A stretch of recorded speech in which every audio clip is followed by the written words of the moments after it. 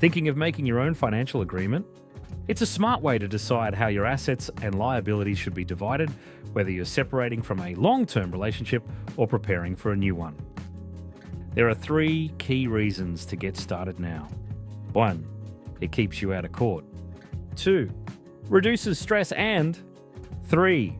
Saves you a great deal of time and money. At RP Emery, we make it easy with our financial agreement kits. You can create a legally binding document in 2 simple steps. 1. Draft your agreement, and 2. Get independent legal advice. Once you have a draft document, our legal review service will ensure your agreement meets the requirements of the Family Law Act 1975. The Act requires that each party to the agreement receives independent legal advice before they sign. The legal advisor must then issue a certificate confirming that certain legal advice was given. This prevents either party from arguing later that they didn't understand what they were signing.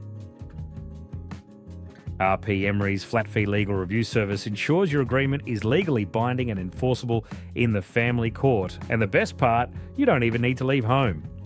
We've partnered with lawyers across Australia who provide professional advice through Zoom, Teams, Google Meet, or by phone, with all written communication handled via email.